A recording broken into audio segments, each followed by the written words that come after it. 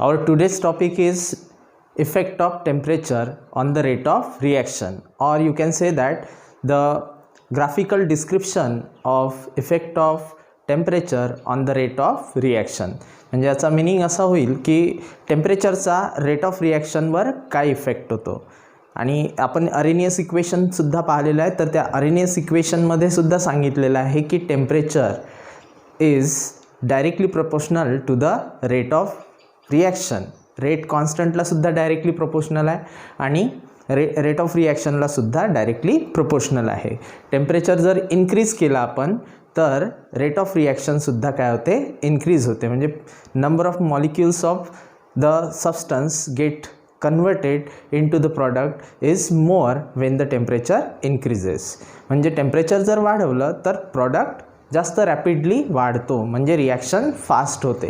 तर हा जो इफेक्ट आहे टेम्परेचरचा इफेक्ट रेट ऑफ रिॲक्शनवरती, टेम्परेचरचा जो इफेक्ट आहे तो आपल्याला ग्राफिकली डिस्क्राईब करायचा आहे. So here I am written this graph over the board and with the help of this graph we have to describe the effect of temperature on the rate of reaction, and this topic we have to discuss in a point wise manner. So let us start it.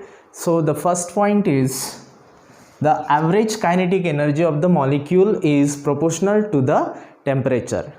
पहिल्या पॉईंटमध्ये काय म्हटलेलं आहे की average kinetic energy, म्हणजे तुम्ही suppose समजून घ्या की kinetic energy of the molecule is directly proportional or proportional to the temperature. म्हणजे कसं, सपोज आपण टेम्परेचर जर इन्क्रीज केलं तर जे मॉलिक्यूलची कायनेटिक एनर्जी आहे ती सुद्धा काय होते, इन्क्रीज होते. जसं आपण पाहू, सपोज आपण या बिकरमध्ये गॅसियस मॉलिक्यूल म्हणा किंवा लिक्विड मॉलिक्यूल्स जर घेतले आपण अशा प्रकारे, तर काय होते, आपण हीट करतो याला, बरोबर आहे. When we heat this gas or liquid किंवा गॅस असेल या बिकरमध्ये, anything can be considered except solid सोडून ना आपल्याला लिक्विड किंवा गॅसबद्दल बोलूया. सॉलिडमधले मॉलिक्यूल रँडमली मूव्ह करत नाही, त्याच्यामुळे आपण त्याला कन्सिडर नाही करत आहे.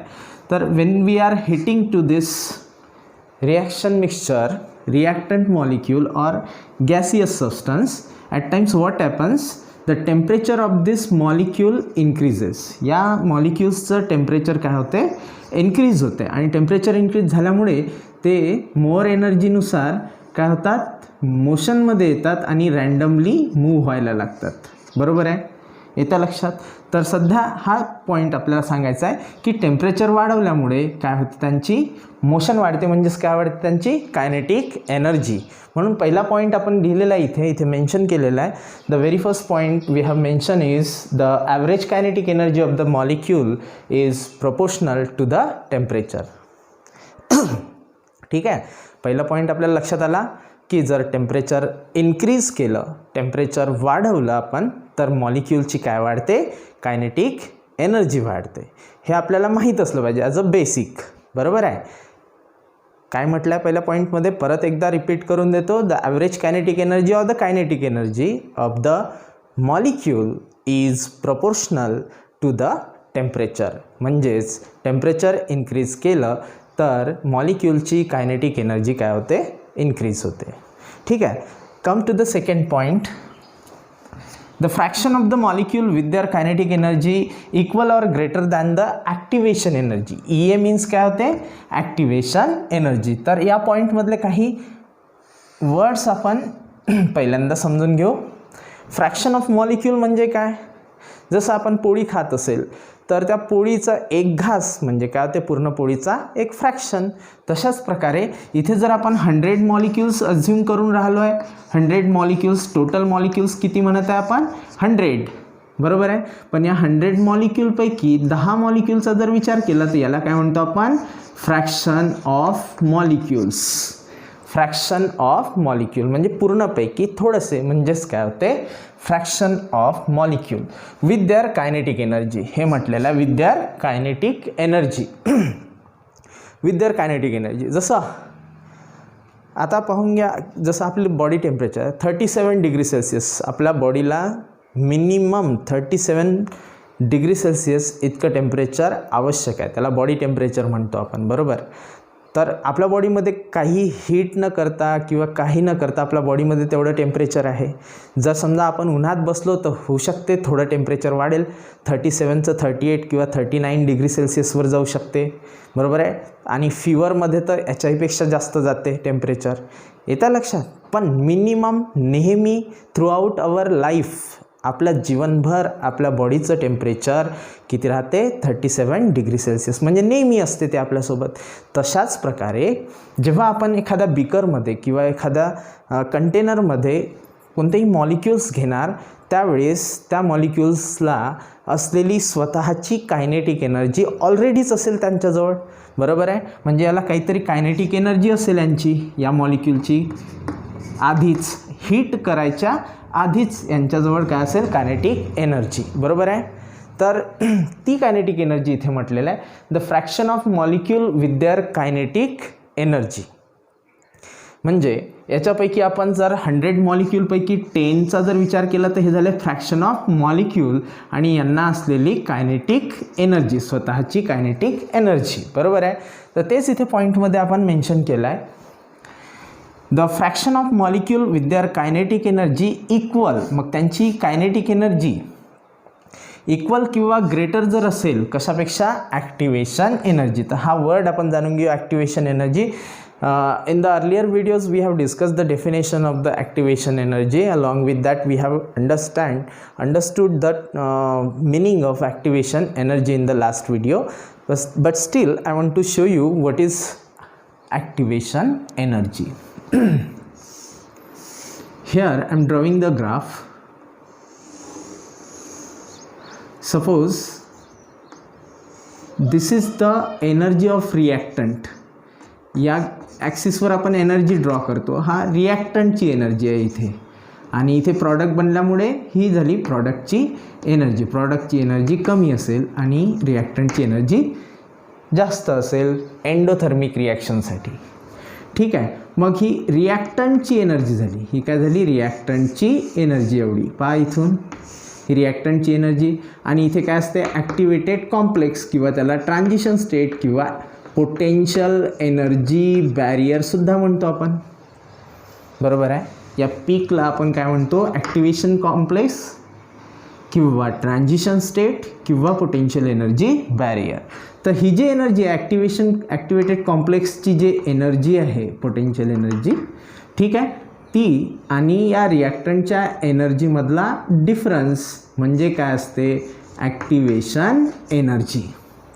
हा एक भाग झाला. डेफिनेशनसुद्धा सांगितली आहे की for reaction to occur, definition काय होती ॲक्टिवेशन एनर्जीची, for the reaction to occur the colliding molecule must possess, परत सांगतो definition, for the reaction to occur, एखादी रिॲक्शन घडण्यासाठी colliding molecule must possess the minimum kinetic energy. एखादी reaction घडून येण्यासाठी जे कोलाईड होणारे मॉलिक्युल्स आहेत त्यांच्याजवळ एक कमीत कमी कायनेटिक एनर्जी असली पाहिजे, बरोबर आहे, त्या टू कन्वर्ट इनटू प्रॉडक्ट, बरोबर आहे. आणि ते रिॲक्टंट मॉलिक्यूल प्रॉडक्टमध्ये कन्वर्ट होण्यासाठी जितकी ती मिनिमम कायनेटिक एनर्जी लागणार आहे त्या मिनिमम कायनेटिक एनर्जीला आपण काय म्हटलेलं आहे, ॲक्टिवेशन एनर्जी, बरोबर आहे. इथे आपण बघू शकतो की जेव्हा दोन मॉलिक्यूल कोलाईड होतात, बरोबर आहे, त्यांच्याजवळ कमी एनर्जी असते, बरोबर आहे, कमी एनर्जी असते तर आपण त्याला हीटच्या फॉर्ममध्ये हीट करून त्याची कायनेटिक एनर्जी आपण इन्क्रीज करतो आणि ती इतकी इन्क्रीज होऊन जाते की ती एकतर ॲक्टिवेटेड कॉम्प्लेक्स म्हणजे या पोटेन्शियल एनर्जी बॅरियर इतकी होऊन जाते किंवा याच्यापेक्षा जास्त होऊन जाते आणि म्हणून मग हा जो रिॲक्टंट आहे हे कोलायडिंग मॉलिक्यूल कशामध्ये कन्वर्ट होतात, ते कन्वर्ट होतात प्रॉडक्टमध्ये, बरोबर आहे. पण हे जे मिनिमम कायनेटिक एनर्जी आहे to cross the energy barrier, ह्या बॅरियर कशाला म्हणतो आपण, रिॲक्टंटला प्रॉडक्टमध्ये कन्वर्ट होण्यासाठी जो मधात अडथळा येतो एनर्जीचा, जो बॅरियर येतो एनर्जीचा, त्याला आपण काय म्हणतो, पोटेन्शियल एनर्जी बॅरियर किंवा त्याला ॲक्टिवेटेड कॉम्प्लेक्ससुद्धा म्हणतात किंवा ट्रान्झिशन स्टेटसुद्धा म्हणतात, बरोबर आहे. तर यावेळेस जी या कोलायडिंग मॉलिक्यूलला मिनिमम एनर्जी लागली कशासाठी, to cross the energy barrier, that energy is known as the activation energy. ही ॲक्टिवेशन एनर्जी आहे इतकी, बरोबर. मग आता इथे पॉईंटमध्ये काय म्हटलं आहे की fraction of molecule with their kinetic energy equal or greater than activation energy, बरोबर आहे. आता इथे आपण हा ॲक्टिवेशन एनर्जीचा पॉईंट घेतलेला आहे, ठीक आहे. मग एवढी एनर्जी पाहिजे किंवा याच्यापेक्षा जास्त एनर्जी पाहिजे तरच हे जे फ्रॅक्शन ऑफ मॉलिक्यूल आहे ते कशामध्ये कन्वर्ट होतील, ते कन्वर्ट होतील प्रॉडक्टमध्ये. कशामध्ये कन्वर्ट होतील, ते प्रॉडक्टमध्ये. हा जो शेडेड पोर्शन आहे तो शेडेड पोर्शन काय दाखवते, प्रॉडक्ट, ठीक आहे. या ॲक्सिसवर कायनेटिक एनर्जी आहे जी की ॲक्टिवेशन एनर्जीसुद्धा एक प्रकारची कायनेटिक एनर्जीच आहे, बरोबर आहे. तर इतकी एनर्जी असायला पाहिजे, इतकी कायनेटिक एनर्जी असायला पाहिजे किंवा यापेक्षा जास्त कायनेटिक एनर्जी असायला पाहिजे मॉलिक्युल्समध्ये. तेव्हा आणि तेव्हा then and only then these molecule will be converted into the product. तेव्हाच ते मॉलिक्युल्स कशामध्ये कन्वर्ट होतात, प्रॉडक्टमध्ये कन्वर्ट होतात, ठीक आहे. Point, I hope you understood the point, but still I am repeating this point. The fraction of molecule with their kinetic energy equal or greater than the activation energy may lead to the product. म्हणजे याचं म्हणणं असं झालं की जे काही fraction of molecule असेल त्यांच्याजवळ इतकी कायनेटिक एनर्जी असली पाहिजे, इतकी कमीत कमी कायनेटिक एनर्जी असली पाहिजे की ती एकतर ॲक्टिवेशन एनर्जी इतकी असेल किंवा ॲक्टिवेशन एनर्जीपेक्षा जास्त असेल, तर तेव्हा ते फ्रॅक्शन ऑफ मॉलिक्यूल्स कशामध्ये कन्वर्ट होईल, प्रॉडक्टमध्ये कन्वर्ट होणार. तर आतापर्यंत आपण दोनच पॉईंट पाहिले. पहिल्या पॉईंटमध्ये आपण म्हटलेलं आहे की जर टेम्परेचर आणि कायनेटिक एनर्जी ऑफ द मॉलिक्यूलचा जर विचार केला तर दोघेही कशा एकमेकांना directly, means temperature is directly proportional to the kinetic energy. जर आपण टेम्परेचर वाढवलं तर कायनेटिक एनर्जी इन्क्रीज होते, बरोबर आहे. म्हणून पहिला पॉईंट होता the average kinetic energy or the kinetic energy of the molecule is proportional to the temperature. आणि सेकंड पॉईंट आपण सांगितला आहे की at any given temperature the fraction of the molecule with kinetic energy with their kinetic energy equal or greater than the activation energy may lead to the product. म्हणजे ते कशामध्ये convert होतील, प्रॉडक्टमध्ये convert होतील. परत सांगतो, शॉर्टमध्ये लक्षात ठेवायचं, टेम्परेचर वाढवलं तर मॉलिक्यूलची कायनेटिक एनर्जी वाढते, बरोबर आहे. आणि जर ती कायनेटिक एनर्जी ॲक्टिवेशन एनर्जी इतकी असली किंवा त्यापेक्षा जास्त असली तर ते मॉलिक्यूल, ते फ्रॅक्शन ऑफ मॉलिक्यूल प्रॉडक्टमध्ये कन्वर्ट होतात. Now coming to the third point. What is the point? With the increase of temperature वाढवलं तर the fraction of molecule with their kinetic energy would increases, thus the rate of reaction also increases. परत पहा, with the increase of temperature, जर temperature वाढवलं तर काय होणार, the fraction of molecule with their kinetic energy would increase, म्हणजे fraction of मॉलिक्यूलसुद्धा increase होणार, बरोबर आहे. fraction of molecule would also increase and thus the rate of reaction would also be increase. म्हणजे या तिसऱ्या पॉईंटमध्ये सांगितलं आहे की जर टेम्परेचर इन्क्रीज केलं, एक मिनिट पहा, इथे पहा, जर सपोज थर्ड पॉईंटबद्दल सांगत आहे, जर टेम्परेचर इन्क्रीज केलं, आपण टेम्परेचर वाढवलं, ठीक आहे, ही अपवर्ड ॲरो मीन्स इन्क्रीज. जर टेम्परेचर इन्क्रीज केलं तर फ्रॅक्शन ऑफ मॉलिक्यूल्ससुद्धा काय होतील, इन्क्रीज होतील, बरोबर आहे. म्हणजे फ्रॅक्शन ऑफ मॉलिक्यूल असे मॉलिक्यूल्स राहतील की ज्यांचं इफेक्टिव्ह कोलिजन होणार आहे. Effective collision means successful collision, की ज्याचं कोलिजन होऊन काय होणार, प्रॉडक्ट तयार होणार. आता असं का बरं म्हणतो आपण की fraction of molecule, number of molecules directly का बरं नाही म्हणत आहे, फ्रॅक्शनच का बरं म्हणत आहे? तर त्याचं रिझन हे आहे की आपण जर 100 मॉलिक्यूल घेतले तर त्यांचं कोलिजन होणं आवश्यक आहे. आपण पाहिलं condition for the collision, in the collision theory we have discuss it. तर कोलिजन थेअरीमध्ये आपण डिस्कस केलेलं आहे की कोणतंही कोलिजन सक्सेसफुल होण्यासाठी आणि त्यापासून प्रॉडक्ट तयार होण्यासाठी काही कंडिशन्स आहे. कोणत्या कोणत्या कंडिशन्स सांगितलेल्या होत्या कोलिजन थेअरीमध्ये. पहिली गोष्ट होती की कोलिजन होणे आवश्यक आहे. दुसरी गोष्ट होती की त्याची ॲक्टिवेशन एनर्जी, त्याची एनर्जी ॲक्टिवेशन इतकी, कायनेटिक एनर्जी ॲक्टिवेशन एनर्जी इतकी असली पाहिजे किंवा ॲक्टिवेशन एनर्जीपेक्षा जास्त असली पाहिजे. परत एकदा रिपीट करतो, कोणत्या कंडिशन होत्या की पहिली गोष्ट म्हणजे कोलिजन झालं पाहिजे. दुसरी गोष्ट त्या मॉलिक्यूलमध्ये इतकी कायनेटिक एनर्जी असली पाहिजे की ती ॲक्टिवेशन एनर्जी इतकी असेल किंवा ॲक्टिवेशन एनर्जीपेक्षा जास्त असेल. बरोबर. आणि तिसरी जे कंडिशन होती कोलिजन थेअरीची ती होती ओरिएंटेशन. तर त्या मॉलिक्यूलचं ओरिएंटेशनसुद्धा प्रॉपर असलं पाहिजे. त्या मॉलिक्यूलचं ओरिएंटेशनसुद्धा प्रॉपर असलं पाहिजे. आता प्रॉपर ओरिएंटेशन म्हणजे काय, जसं पहा कार्बन जर समजा हायड्रोजन 3 हायड्रोजनला इथे अटॅच आहे आणि या साईडनं Br निगेटिव्ह आहे, Br आहे आणि आपल्याला OHचा अटॅक करायचा आहे, OH. तर आपल्याला माहीत आहे as we know that OH carries the negative charge and when this bond breaks slightly the Br will also carry the negative charge and on the contrary this carbon will acquire the positive charge, partial positive charge and partial negative charge.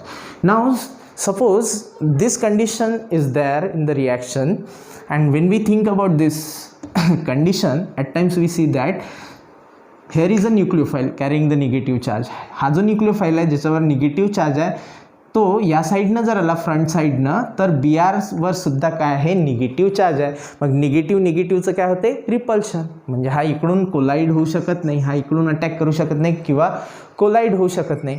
पण जर हा OH negative back साईडनं आला, या साईडनं जर हा collide होण्यासाठी आला तर आता प्रॉपर ओरिएंटेशन आहे. पहा कसं की पॉझिटिव्ह चार्ज कार्बनवर आहे आणि OHवर निगेटिव्ह चार्ज आहे. बरोबर.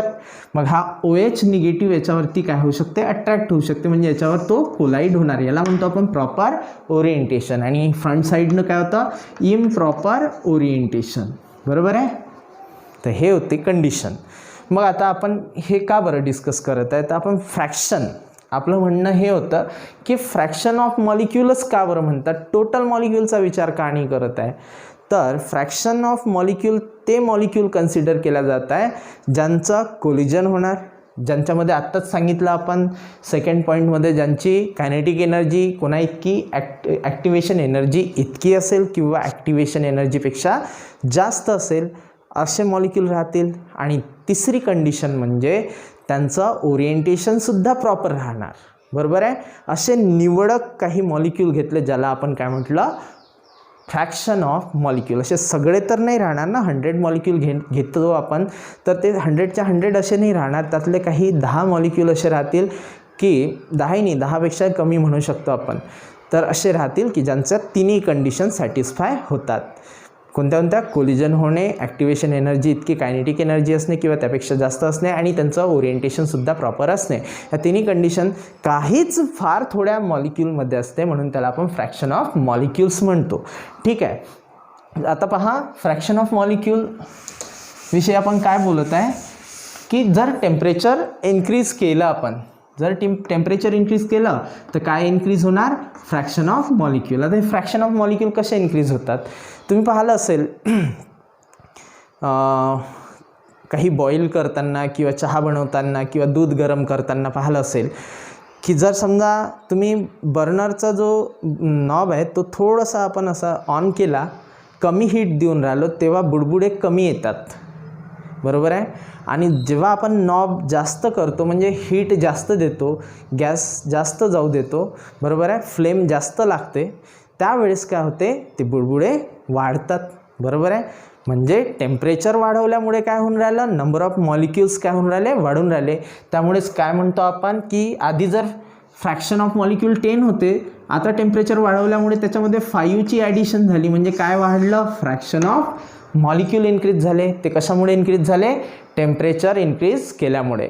मग आता काय म्हटलेल्या पॉईंटमध्ये पहा, With the increase of temperature, the fraction of the molecule with their kinetic energy would increase and thus the rate of reaction also increases. The fraction of molecule म्हणजे ज्यांच्यामध्ये तिन्ही कंडिशन सॅटिस्फाय होतात, कोलिजन करणे, activation एनर्जीपेक्षा जास्त kinetic energy असणे आणि proper orientation असणारे असे मॉलिक्यूल जर वाढले तर काय होणार, कोलिजन जास्त होणार आणि त्यामुळे नंबर ऑफ प्रॉडक्टसुद्धा जास्त होणार. म्हणजेच काय वाढणार, रिॲक्शन स्पीडनं होणार. मॉलिक्युल्स वाढल्यामुळे, फ्रॅक्शन ऑफ मॉलिक्युल्स वाढल्यामुळे प्रॉडक्टसुद्धा वाढते आणि रिॲक्शन काय होते, स्पीडनं होते. बरोबर आहे. म्हणून आपण म्हणतो with the increase of temperature the fraction of molecule with their kinetic energy would increases and thus the rate of reaction would also be increase. rate of reaction सुद्धा वाढते. आता समजा 10 मॉलिक्यूल कोलाइड होऊन राहिले होते आणि प्रॉडक्ट बनवून राहिला होता, तेव्हा रिॲक्शनचा स्पीड कमी होता कारण थोडासा प्रॉडक्ट बनवून राहिला होता. आता टेम्परेचर वाढवल्यामुळे काय होऊन राहिलं की number of fraction of molecules increase झाले. मॉलिक्यूल इन्क्रीज झाल्यामुळे कोलिजन आणखी जास्त वाढलं आणि कोलिजन वाढल्यामुळे रेट ऑफ रिॲक्शन इन्क्रीज झाला. म्हणून आपण इथे पॉईंट लिहित आहे की with the increase of temperature the fraction of molecule would increases and thus the rate of reaction would also be increase. rate of reaction सुद्धा वाढणार. बरोबर आहे. त्यानंतरचा नेक्स्ट पॉईंट पाहू आपण. This is depicted by plotting the fraction of molecule with the given kinetic energies versus the kinetic energy at two different temperature. This is depicted म्हणजे हे दाखवलेलं आहे आपण कशाच्या सहाय्याने. This is with the help of graph. बरोबर आहे. एक ग्राफ प्लॉट करून आपण हे दाखवलेलं आहे. जे काही आतापर्यंत बोललो आपण की टेम्परेचर वाढलं की फ्रॅक्शन ऑफ मॉलिक्यूल वाढतात आणि मग नंतर रेट ऑफ रिॲक्शन वाढते, हे आपण ग्राफच्या सहाय्याने दाखवणार आहे असं आपण या 4th पॉईंटमध्ये म्हटलं. पॉईंट काय एक वेळा बघून घ्या. This is depicted by plotting the fraction of molecule. This is depicted by plotting the fraction of molecule with the given kinetic energy versus the kinetic energy at two different temperature. दोन वेगवेगळे temperature घेऊन x ॲक्सिसवर आपण दोन वेगवेगळे temperature घेऊन ना kinetic energy plot करणार आहे आणि वाय ॲक्सिसवर आपण काय घेतलेलं आहे, फ्रॅक्शन ऑफ मॉलिक्यूल. हे फ्रॅक्शन ऑफ मॉलिक्यूल कोणते मॉलिक्यूल आहे, जे तिन्ही कंडिशन सॅटिस्फाय करतात. कोणत्या कोणत्या, कोलिजन पण होणार आणि यांची कायनेटिक एनर्जी ही कोणा इतकी असेल, ॲक्टिवेशन एनर्जी इतकी असेल किंवा त्यापेक्षा जास्त असेल. तिसरी कंडिशन, हे प्रॉपर यांचं काय असणार, प्रॉपर ओरिएंटेशन. जेव्हा ते कोलाइड होणार तेव्हा त्यांचं प्रॉपर ओरिएंटेशन असणार, म्हणजे यांचं सक्सेसफुल कोलिजन होणार किंवा इफेक्टिव्ह कोलिजन होणार. असे फार थोडे मॉलिक्यूल आहे, त्याला म्हणून आपण म्हणतो fraction of molecule which is plotted on the Y axis. हा वाय ॲक्सिस आहे, वाय ॲक्सिसवर आपण प्लॉट केलेला आहे आणि एक्स ॲक्सिसवर आपण काय घेतलेलं आहे, कायनेटिक एनर्जी. बरोबर आहे. आता पहा ग्राफ काढताना सर्वात पहिल्यांदा काय केलेलं आहे, सर्वात पहिल्यांदा मी एक छोटासा रफ ग्राफ तुम्हाला इकडे काढून दाखवतो.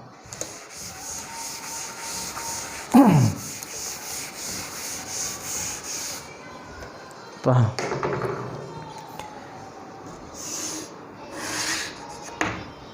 सपोज हा वाय ॲक्सिस आहे आणि हा काय आहे, एक्स ॲक्सिस आहे. वाय ॲक्सिसवर काय घेतलं आपण, फ्रॅक्शन ऑफ मॉलिक्यूल आणि एक्स ॲक्सिसवर काय घेतलं आपण, कायनेटिक एनर्जी. इथे घेऊ आपण कायनेटिक एनर्जी. कायनेटिक एनर्जी अशी इन्क्रीज होणार इकडे. बरोबर आहे. आता फर्स्ट टाइम आपण काही फ्रॅक्शन ऑफ मॉलिक्यूल T1 टेम्परेचरवर घेतले. किती टेम्परेचरवर घेतले आपण, T1 टेम्परेचर. टेम्परेचर T1 वर घेतले तर त्यांची कायनेटिक एनर्जी, इथे ॲक्टिवेशन एनर्जी असेल, त्यांची कायनेटिक एनर्जी ॲक्टिवेशन एनर्जीपेक्षा जास्त होऊन प्रॉडक्ट बनवते. बरोबर आहे. ही ॲक्टिवेशन एनर्जी आहे. इथून कायनेटिक एनर्जी वाढत वाढत जाऊन ना काय बनून जाते, या पॉईंटला ॲक्टिवेशन एनर्जी. तर आता पहा इकडे फ्रॅक्शन ऑफ मॉलिक्यूल्स आहे जे टेम्परेचर T1ला कशामध्ये कन्वर्ट होऊन राहिले, प्रॉडक्टमध्ये कन्वर्ट होऊन राहिले. मग आपण टेम्परेचर राईज करतो, आपण टेम्परेचर इन्क्रीज करतो. T1मध्ये आपण 10 डिग्री सेल्सिअस जर इन्क्रीज केला तर आपल्याला मिळून जाते T2. बरोबर आहे.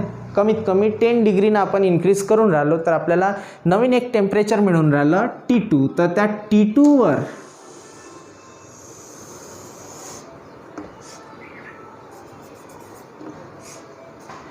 या T2वर फ्रॅक्शन ऑफ मॉलिक्युल्स हे ॲक्टिवेशन एनर्जीला क्रॉस करून, इथे ॲक्टिवेशन एनर्जी आहे ना, तर याला क्रॉस करून कशामध्ये कन्वर्ट होऊन राहिले, प्रॉडक्टमध्ये. आता पहा, प्रॉडक्टमध्ये प्रॉडक्ट जे आहे ते आपण कशाने दाखवून राहिलो, आता शेडेड एरियाने. हे क्रॉस केलेलं आहे ना मी, हे याला म्हणतो आपण शेडेड एरिया. हा शेडेड एरिया म्हणजे काय होते, प्रॉडक्ट मॉलिक्युल्स. आता पहा, टेम्परेचर वाढवल्यावर जेव्हा T1 घेतलं होतं आपण तेव्हा प्रॉडक्ट किती होतं पहा.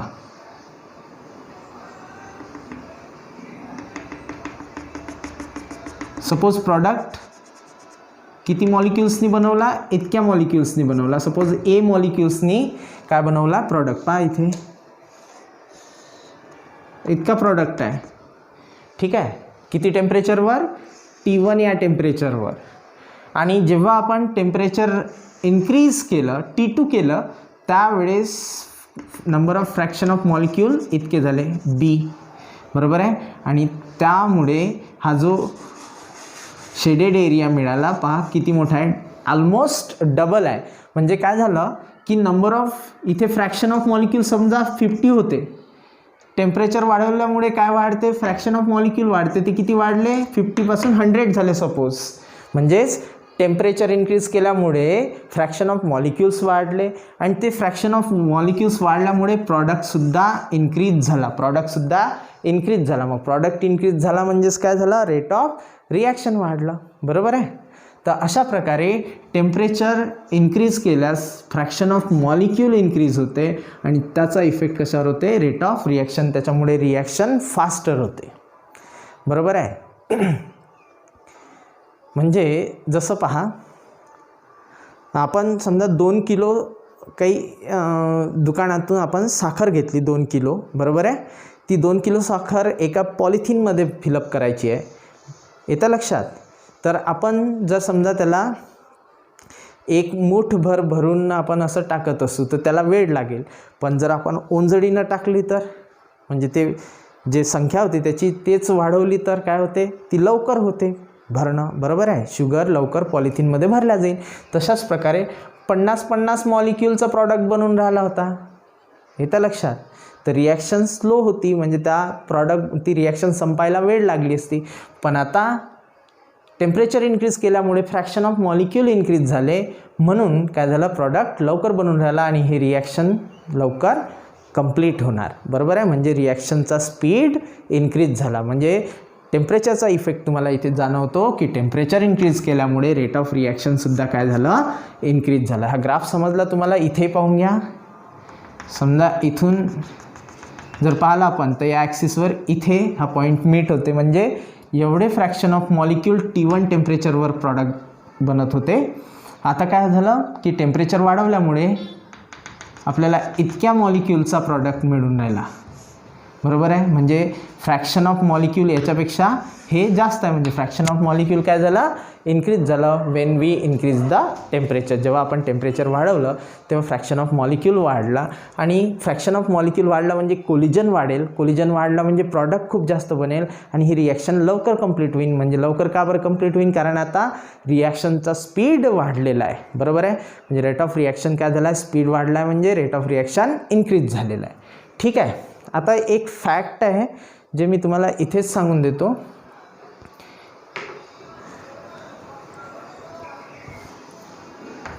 NCERT बुकमध्ये असं लिहिलेलं आहे की टेम्परेचर जर सपोज आपण इन्क्रीज केलं, जसं T1 होता आधी, प्लस त्याला 10 डिग्री सेल्सिअस किंवा 10 डिग्री केल्विननं जर इन्क्रीज केलं, बरोबर आहे. सपोज हे झालं आता T2 इन्क्रीज केलं तर रेट काय होते, डबल होते. रेट काय होते, डबल, म्हणजे ट्वाइस के रेट दाखवतो आपण रेट कॉन्स्टंटने, बरोबर आहे. तर रेटसुद्धा काय होते, डबल होते. जर समजा टेम्परेचर 10 डिग्री सेल्सिअसने इन्क्रीज केलं तर रेटसुद्धा काय होते, डबल होते, डबलनं वाढते, म्हणजेच डबलनं प्रॉडक्ट तयार होणार, येतं लक्षात. आता जो टेम्परेचर T2 मायनस T1 हा जो डिफरन्स आहे आपण कशाने दाखवणार, डेल्टा टीने दाखवणार. कशाने दाखवणार आपण, डेल्टा टीने दाखवणार. एक मिनिट थांबा, ते मिटवून देतो मी.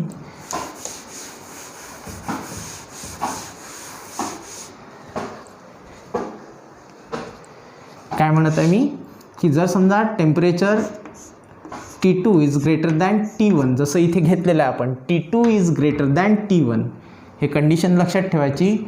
T2 is greater than T1, आपण T1पेक्षा जास्त टेम्परेचर कोणतं आहे, T2 हे घेतलेलं आहे. तर याचा मिनिंग असा होते T2 is greater than T1. जर असं असेल तर काय होते, T2 minus T1 that is equal to delta T. हे पेपरमध्ये नाही लिहायचं आहे, फक्त नोट पॉईंट म्हणून लक्षात ठेवा, नोट पॉईंट.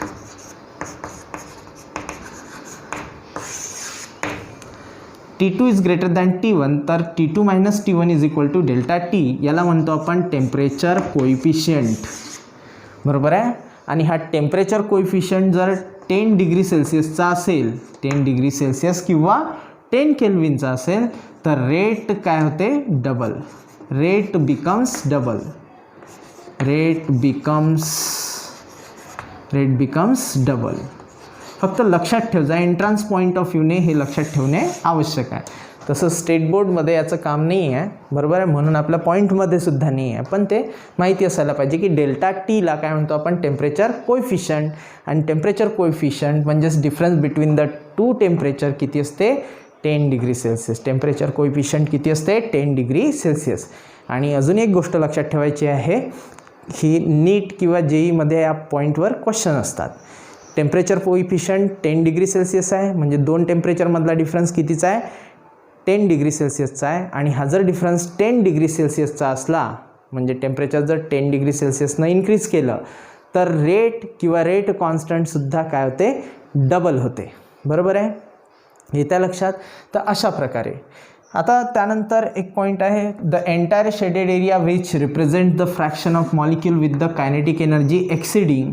म्हणजे ही जी कायनेटिक एनर्जी आहे कोणाला एक्सीड करत आहे, एक्सीड करणे म्हणजे क्रॉस करणे, बरोबर आहे. ॲक्टिवेशन एनर्जीला क्रॉस करणारी जे कायनेटिक एनर्जी आहे, it is larger at T2, बरोबर आहे. कुठे जास्त आहे, T2. पहा इथे, हे बा, इथे हे T1 झालं, हे T2 झालं. हा T1 आहे आणि हा काय आहे, T2. तर ॲक्टिवेशन एनर्जी कोणाच्या वेळेस जास्त आहे, T2च्या वेळेस जास्त आहे, बरोबर आहे. पहा ग्राफ इथून असा दिसत असेल तुम्हाला, आणि हा ग्राफ असा आहे. आणि ही ॲक्टिवेशन एनर्जी आहे. ही एनर्जी वाढत वाढत गेली आणि ॲक्टिवेशन एनर्जीला जेव्हा मॉलिक्युल्स क्रॉस करतात त्यावेळेस ते सर्वात जास्त कुठे असतात, T2ला असतात. म्हणून इथे म्हटलं, the entire shaded area which represents the fraction of molecules with kinetic energy exceeding the activation energy is larger. म्हणजे फ्रॅक्शन ऑफ मॉलिक्यूल पहा, फ्रॅक्शन ऑफ मॉलिक्यूल कुठे जास्त आहे, T2ला जास्त आहे. कुठे जास्त आहे, T2ला. हे पहा कुठे जास्त आहे, T2ला. T1ला किती आहे, T1ला इतके आहे, बरोबर आहे. म्हणून एंटायर शेडेड एरिया, हा जो शेडेड एरिया आहे काय रिप्रेझेंट करून राहिला, फ्रॅक्शन ऑफ मॉलिक्यूल, बरोबर आहे. जो फ्रॅक्शन ऑफ मॉलिक्यूल T2ला जास्त आहे असं इथे म्हटलेलं आहे. This shows that fraction of molecule increases when the temperature increases. हे काय दाखवते की फ्रॅक्शन ऑफ मॉलिक्यूल हे इन्क्रीज होतात किंवा जेव्हा टेम्परेचर इन्क्रीज होते. आता इथेच पहा ना आपण, T1ला किती फ्रॅक्शन आहे, एवढा आहे, आणि T2ला किती आहे, इतका फ्रॅक्शन आहे. म्हणजे फ्रॅक्शन केव्हा वाढला, जेव्हा टेम्परेचर वाढलं. म्हणून तेच म्हटलेलं आहे, this shows that the fraction of molecule increases when the temperature increases. Accordingly म्हणजे यानुसार जे काही आता आपण बोललो त्यानुसार the rate of reaction also increases. म्हणजे टेम्परेचर वाढवलं तर फ्रॅक्शन ऑफ मॉलिक्यूल इन्क्रीज होतात, आणि फ्रॅक्शन ऑफ मॉलिक्यूल इन्क्रीज होण्याचा अर्थ आहे कोलिजन वाढणे. कोलिजन वाढणे म्हणजे प्रॉडक्ट वाढणे, म्हणजे रेट ऑफ रिॲक्शन वाढणे, बरोबर आहे. नंबर ऑफ मॉलिक्यूल कोलाईड होणारे वाढले तर काय होणार, प्रॉडक्ट तयार होणार. बरोबर आहे. आणि लवकर लवकर प्रॉडक्ट तयार होणार, कारण जास्त मॉलिक्यूल पार्टिसिपेट करून राहिले कोलिजनमध्ये. थोडे थोडे केले असते तर रिॲक्शन स्लो राहिली असते, म्हणजे रेट कमी राहिला असता. पण आता टेम्परेचर वाढवल्यामुळे ते जे कोलाईड होणारे इफेक्टिव्ह कोलिजन देणारे जे मॉलिक्यूल आहे, फ्रॅक्शन ऑफ मॉलिक्यूल, ते वाढले. म्हणजे लवकर लवकर कोलिजन होणार, लवकर प्रॉडक्ट तयार होणार, म्हणजेच रेट ऑफ रिॲक्शनसुद्धा वाढलेला राहणार. ठीक आहे. तर अशा प्रकारे इफेक्ट ऑफ टेम्परेचर होता. बरोबर आहे. तर हा पॉईंट मी तुम्हाला आणखी एका गोष्टीवरून समजावून सांगू शकतो, ते म्हणजे अरेनियस थेअरीचं इक्वेशन. ठीक आहे, इथे लिहून देतो.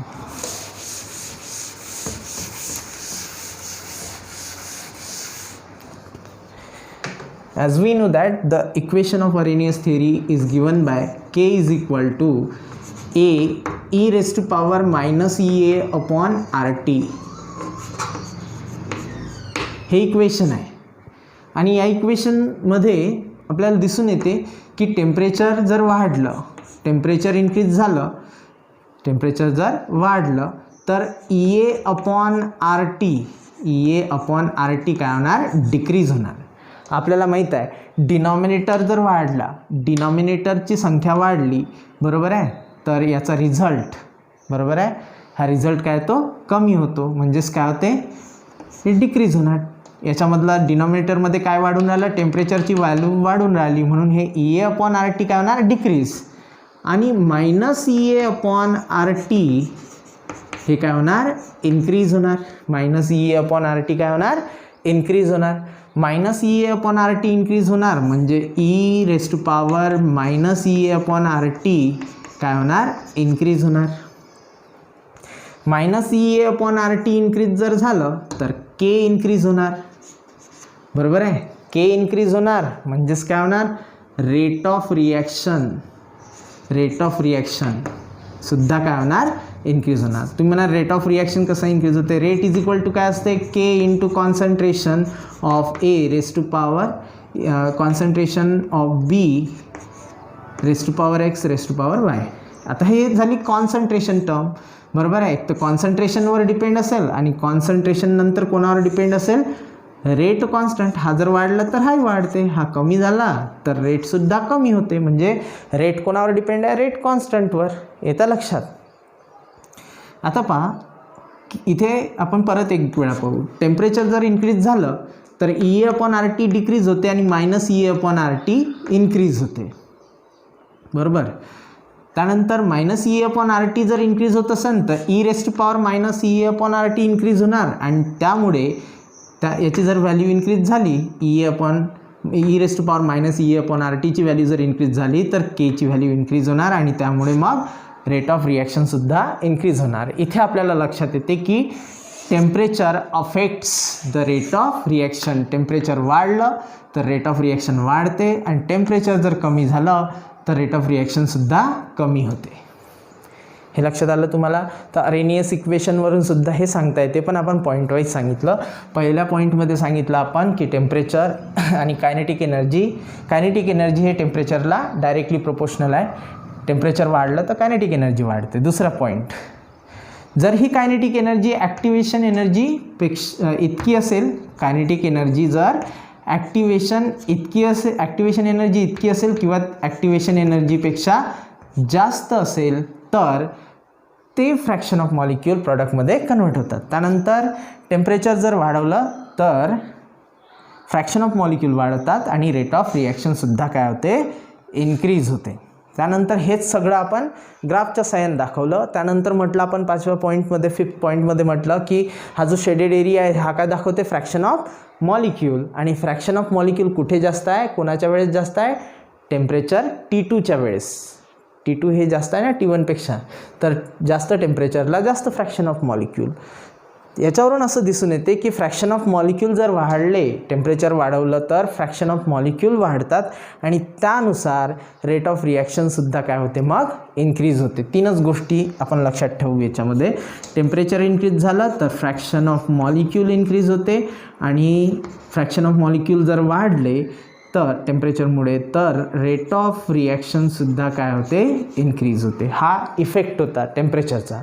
दिस is the effect of temperature and it has been described graphically. So today's topic is over. That was graphical description of effect of temperature on the rate of reaction. Now come to the question. What type of question can be asked on this topic? या टॉपिकवर question कशा प्रकारे विचारलं जाऊ शकते? explain the graphical description of effect of temperature on the rate of reaction. तर पूर्ण लिहा लागेल आपल्याला, बरोबर आहे. आणि MCQ या ठिकाणी हे जे मी करून दाखवलं याच्यावर MCQ विचारला जाऊ शकते. याच्या आधी इथे जे मी दिलं होतं टेम्परेचर कोएफिशियंट त्याच्यावर नीट किंवा JEE मध्ये क्वेश्चन असतात, बरोबर आहे. तर अशा प्रकारे थँक्यू सो मच.